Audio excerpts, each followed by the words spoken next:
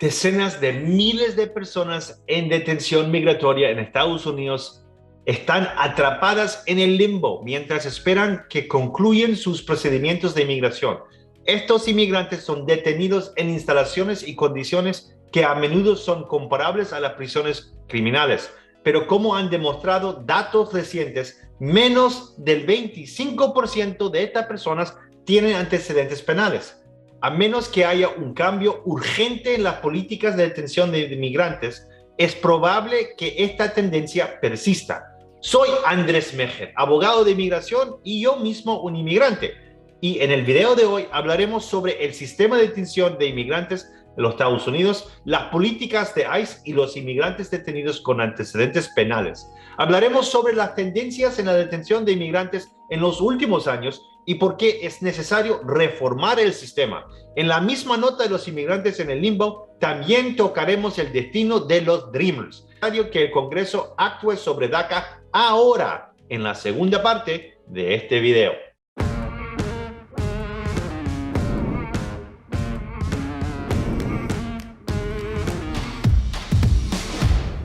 Si ha comenzado su viaje de inmigración o está pensando en hacerlo, manténgase atento para conocer todos los hechos sobre la detención de inmigrantes en los Estados Unidos, así como DACA y los cambios que pueden esperar en ambos en el próximo tiempo. Si este video te interesa, por favor, danos un me gusta y compártelo con alguien que piensas que le puede ayudar. Tema número 1.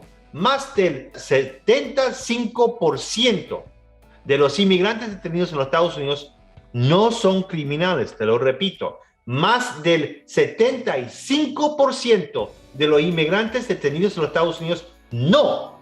Comenzamos este video hablando sobre el sistema de detención de inmigrantes en los Estados Unidos, que es el más grande de su tipo en el mundo, que contiene a decenas de miles de inmigrantes. Imagínate, países como India y China que tienen más de 1 billón de personas, nuestra detención es más grande.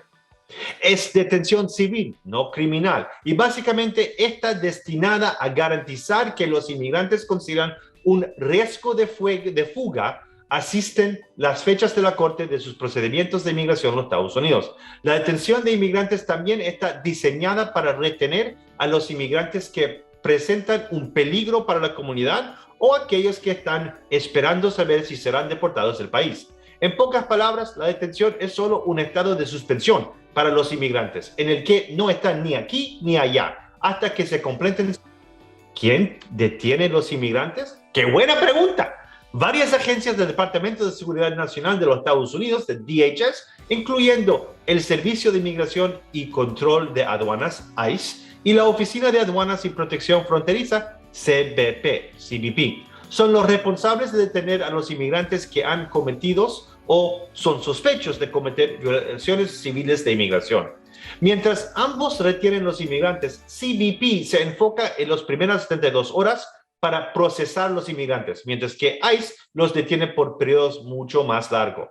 Aparte de CBP o ICE, es la Oficina de Reasentamiento de Refugiados, ORR, que coloca a los niños extranjeros no acompañados en refugiados y instalaciones en todo el país. ORR es parte del Departamento de Salud y Servicios Humanos de los Estados Unidos. Es importante tener en cuenta que los niños extranjeros no acompañados bajo custodia de ORR no están incluidos en las estadísticas de detención de inmigrantes del gobierno federal. Proceso de detención de inmigrantes. Ahora que tenemos eso cubierto, profundicemos en el proceso de detención de inmigrantes.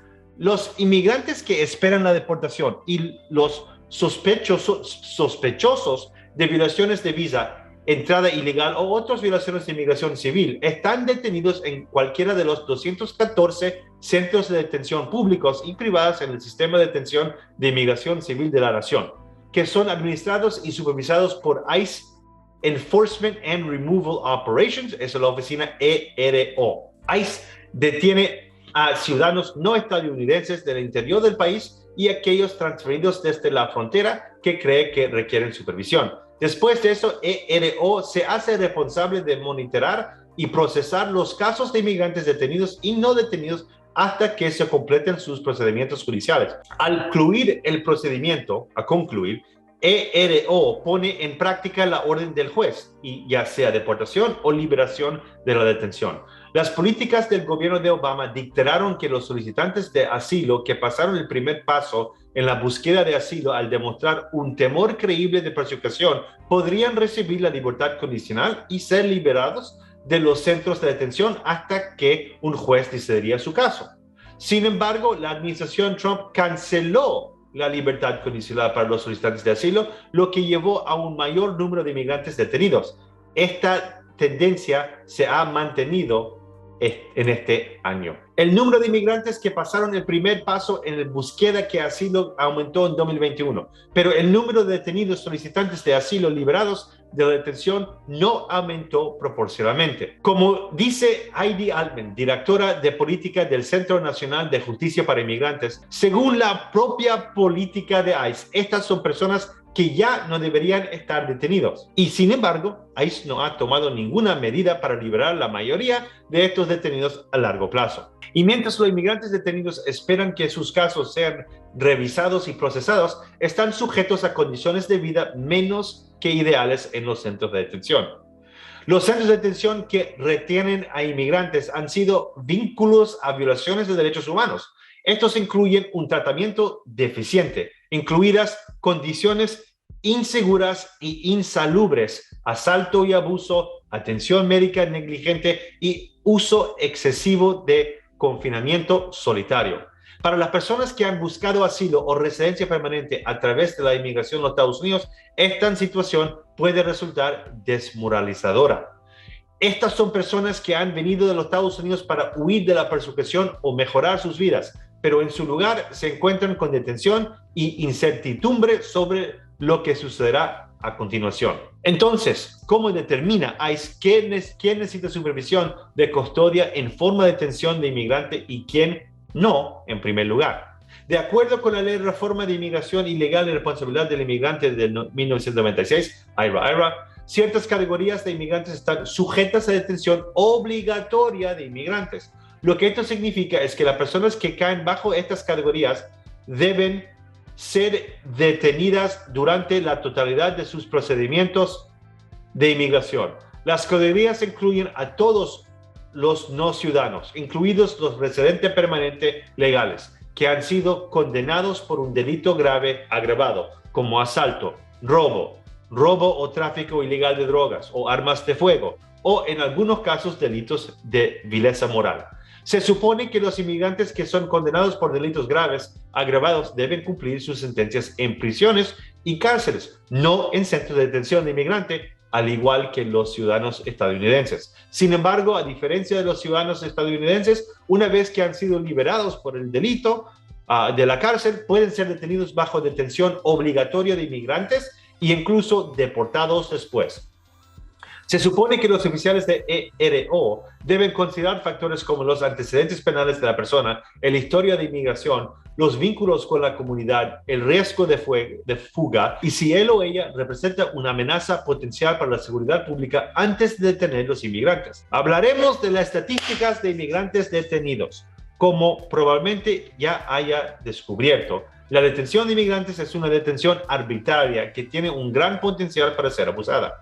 Y como se muestran los datos recientes publicados por la Cámara de Compensación de Acceso de la Investigación Transaccional, TRAC, T-R-A-C, en la Universidad de Syracuse, eso es exactamente lo que está sucediendo. Para empezar, según los datos publicados el 1 de octubre de 2021, hubo un total de 22.129 inmigrantes detenidos por ICE.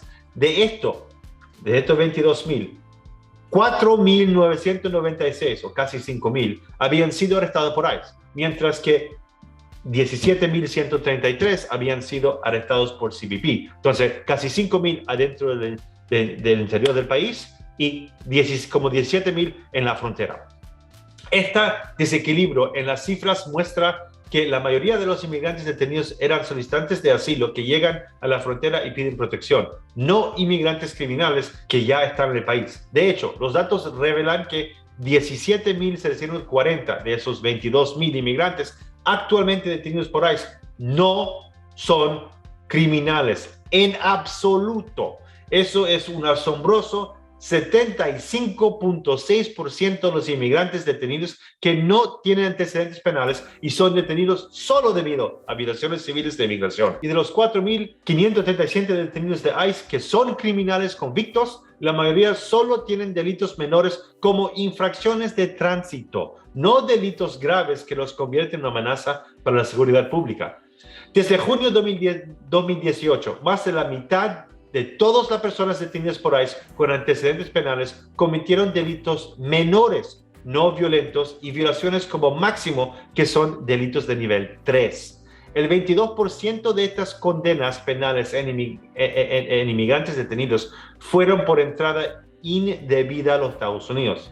Tenga en cuenta que ninguna de estos delitos son delitos de nivel 1, como asalto, robo, tráfico de drogas, que justificarían la detención obligatoria de inmigrantes. Lo que también es interesante observar es que el número de inmigrantes detenidos con condenas penales ha disminuido constantemente en los últimos 5 años, mientras que el número de inmigrantes detenidos sin condenas penales ha aumentado al mismo tiempo. Ahora, la mayoría de los inmigrantes en cuentos de detención solo tienen violaciones de inmigración civil.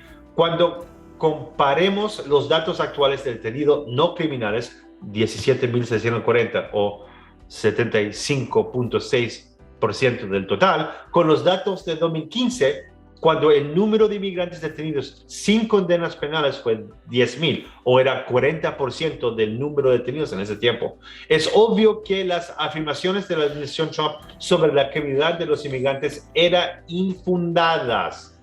Esto es particularmente desalentador cuando se considera que estas afirmaciones, junto con otras políticas de la era Trump, condujeron a un aumento significativo en el número de centros de detenciones del país, muchos de ellos con fines de lucro. Track también encontró una desigualdad institucional en la distribución de inmigrantes detenidos sin una condena penal. En 2019, la mayoría de los detenidos, 85% sin antecedentes penales, fueron retenidos en solo un tercio de los 214 centros de detención de ICE. En el año fiscal 2021, ICE detuvo el mayor número de inmigrantes en instalaciones en Texas. A partir de octubre de 2021, el centro de procesamiento de ICE del sur de Texas, en Pearson, Texas, tenía el mayor número de detenidos de ICE, con 747 inmigrantes por día. El segundo mayor número de detenidos fue detenido en el centro de detención Stewart en Lumpkin, Georgia, donde el promedio diario fue 619. Como puede ver, los datos de Track pintan un panorama sombrío de la detención de inmigrantes, pero ¿siempre ha sido así? Sabemos que el mayor número de detenidos de ICE se registró durante 2019, cuando la administración Trump implementó estrictas políticas de inmigración. Las detenciones habían alcanzado un pico en 2019 bajo el presidente Trump en poco más de 50,000 al día. Pero varios factores también se cambiaron para reducir las tasas de detención en 2020, incluyendo la pandemia de coronavirus, durante el cual los tribunales ordenaron a ICE que redujera su tasa de detención. Esto se produjo teniendo en cuenta el grave mal manejo de la pandemia de COVID-19 dentro de los centros de detenciones de inmigrantes, donde la tasa de infección fue 5 veces mayor que las de las prisiones y en otras instalaciones en encarcelamiento, y 20 veces mayor que la de la población en general. Hubo un distanciamiento social y un equipo de protección personal inadecuados y una falta de saneamiento y acceso a la atención, que es una de las mayores fallas del sistema de detención de inmigrantes hasta la fecha. A pesar de todo, las tasas de detención dentro de las instalaciones de ICE disminuyeron en 2020 y la gente esperaba que se mantuviera bajo una vez que Biden asumiría el poder. Sin embargo, eso no es lo que ha sucedido. El número de inmigrantes indocumentados detenidos por ICE ha aumentado dramáticamente desde el inicio de la administración del presidente Joe Biden en enero de 2021. Los datos de ICE y Track muestran un mínimo de 20 años en la población detenida en febrero y marzo de 2021 en alrededor de 14,000. Perdón, de 2020, al fin de 2020, era 14,000. Pero Para agosto de 2021, el número de personas detenidas por ICE casi se duplicó para convertirse en 27,000. Los datos recientes del 1 de octubre de 2021 ponen el número en 22,129, que es más bajo que antes, pero ciertamente no tan bajo como debería ser tenido en cuenta las promesas del presidente Biden de reformar el sistema de inmigración para hacerlo más humano y por fin a los centros de detención con fines de lucro. Sin embargo, hay un lado positivo. Legislación como la Ley de Dignidad para los Inmigrantes Detenidos y la Ley de Libertad para las Familias está esperando la acción del Congreso. Y si se aprueba, podría transformar el sistema de detención de inmigrantes, si el Congreso hace algo. Aparte de eso, las nuevas pautas de la administración Biden publicadas en 30 de septiembre de 2021 ordenaron a los agentes de ICE que se enfocarán en arrestar a los inmigrantes que representan una amenaza significativa para la seguridad. Esto dirige a los oficiales de inmigración a ejercer su discreción para sentarse en detener a los inmigrantes caso por caso en lugar de utilizar categorías de delitos específicos, lo cual es un paseo en la dirección correcta. En la última instancia, la prioridad de la administración debería ser desmantelar el defectuoso sistema de detención de inmigrantes en favor de alternativas mejores y más efectivas. Como dijo Biden durante su candidatura a la presidencia, las alternativas comprobadas a la detención y los programas de administración de caso sin fines de lucro que apoyan a los inmigrantes mientras navegan por sus obligaciones legales son la mejor manera de garantizar que asistan a todas las citas de inmigración requeridas. Hay un camino a seguir y los inmigrantes cuentan que la administración del presidente Biden para proteger sus intereses y crear un sistema de inmigración justo y humano. Tema número 2. Un futuro en el limbo. ¿Por qué el Congreso debe actuar sobre DACA ahora?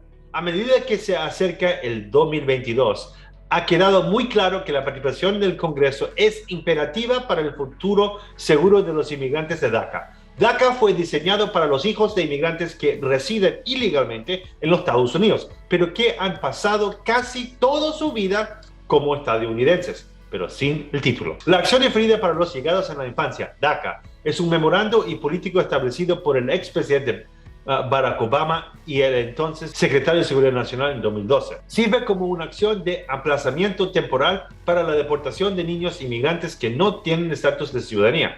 Después de la ansiedad, el miedo y la incertidumbre prolongados para esos niños y sus familiares con respecto a sus perspectivas futuras, DACA sirvió como una política de trampolín. Después de 9 años de varias órdenes ejecutivas, batallas legales, procedimientos judiciales y fallos, la ausencia de participación del Congreso en el asunto ha dejado a los Dreamers de DACA en el limbo. Para trazar una línea de tiempo desde la génesis de esta política hasta el día de hoy, es importante tocar el proyecto de ley DREAM propuesto en 2007. Esta legislación representa los pasos que DACA debería haber seguido, o tal vez lo que debería haber sido todo el tiempo. Los beneficiarios de DACA se conocen como Dreamers, un apodo derivado de la ley DREAM, D-R-E-A-M. El proyecto de ley tenía como objetivo ser una herramienta robusta que permitiría a los niños inmigrantes una oportunidad de residencia permanente y documentación en los Estados Unidos. Fue propuesto en el Congreso en 2007, donde no pudo aprobarse debido a una obstrucción bipartidista. En términos simples, esto significa que los partidos demócratas y republicanos no pudieron llegar a un consenso debido a retrasos o tácticas preventivas. Se volvió a considerar en 2011 y 2013, pero no se pudo aprobar en el Senado ni en la Cámara de Representantes. No se pudo aprobar en ambos. En última instancia, la ley DREAM no pudo llegar en término. Y poco después, el expresidente Obama introdujo la política de DACA para ofrecer un grado de alivio a los niños inmigrantes indocumentados. La política de DACA nunca tuvo la intención de ser una solución a largo plazo o final para el estado indocumentado de los niños inmigrantes. Cuando el entonces presidente Obama presentó el memorándum, lo calificó la provisional temporal que acomodaría a los niños indocumentados en el limbo. El aspecto temporal preservó, sin embargo, y sus permisos se renuevan cada 2 años. El proceso mentalmente agotador de registrar repetido después de 2 años, junto con el miedo de la deportación, afecta en gran medida la calidad de vida de los beneficiarios de DACA. Las personas actualmente registradas bajo DACA obtienen permiso de trabajo, un número de seguro social y protección a corto plazo contra la deportación. Sin embargo, estos pocos privilegios han abierto una gran cantidad de oportunidades y seguridades para los niños inmigrantes.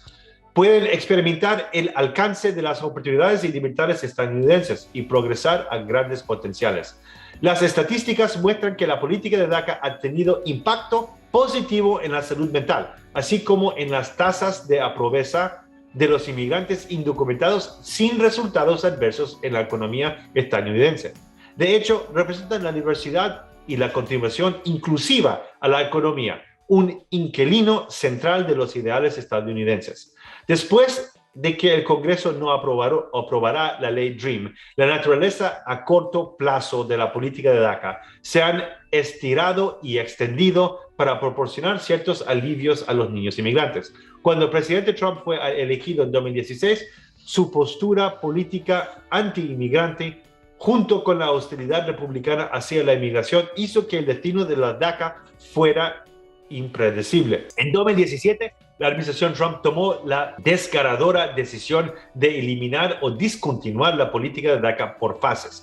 El primer paso fue impedir que los nuevos solicitantes accedan a la protección ofrecida bajo DACA. Afortunadamente, su acción fue detenida por la Corte Suprema y los tribunales inferiores, dictaminando que la decisión de rescindir DACA era ilegal. Cuando el presidente Biden asumió el cargo en 2020, adoptó una postura pro-inmigrante y aseguró que la política de DACA permanece vigente. Este parece ser el caso hasta julio 2021. El juez federal del distrito Andrew Hanen en Texas se opuso a la política de DACA y inmediatamente ordenó su final parcial. Su argumento dependía de la idea de que la política era ilegal porque no implementaba los pasos de procedimientos correctos para autorizar una política. Tiene razón, y la carga de la responsabilidad recae en la negativa del Congreso a resolver los destinos de cientos de miles de inmigrantes DACA. Desde que DACA se implementó sin la elaboración normal de reglas requerida por la Ley de Procedimiento Administrativo, el presidente Biden ha tratado de cambiar proponiendo nuevas reglas y el periodo de comentario termina el 29 de noviembre de 2021. Esto no justifica la inacción del Congreso. Si bien la administración Biden ha apelado a la decisión en los tribunales del Distrito de Texas, las secuelas ya han afectado a muchos.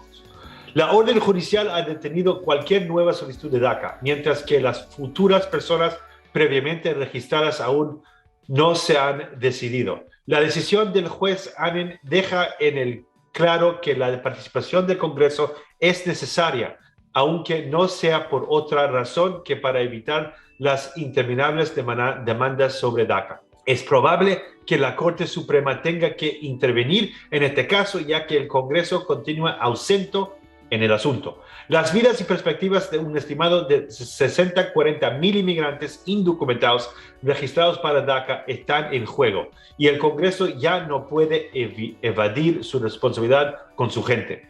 El 70% de los votantes de los Estados Unidos han expresado su apoyo a permitir a los inmigrantes indocumentados un procedimiento de obtener estatus de ciudadanía permanente.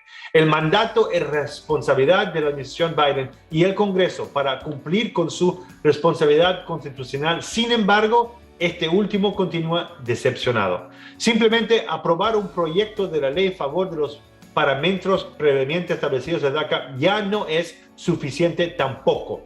DACA nunca tuvo la intención de ser una acción a largo plazo para los inmigrantes indocumentados y se requiere un proyecto de ley que garantice un viaje al estatus de residencia permanente. Para los beneficiarios de DACA, Estados Unidos es su hogar y han pasado la mayor parte de su vida no solo viviendo, sino también contribuyendo a la progresión y el crecimiento de los Estados Unidos. Merecen un estatus que sea apreciativo y que se asegura su presente y futuro. Todos los ojos están puestos en el Congreso ahora. Con esto concluye nuestro video de hoy. Si este video fue de valor para usted, considere darle me gusta y compártelo con personas que pueden encontrarlo útil. Además, dejen caer cualquier pregunta relacionada con la inmigración que tengan en los comentarios a continuación y haremos todo lo posible para brindarle una respuesta. Llámenos hoy si desea discutir su caso o necesita ayuda en su tarjeta verde o viaje de inmigración y le haremos saber si y cómo podemos ayudarlo. Gracias por ver este video. Hasta la próxima vez. Manténganse saludable y que estén bien.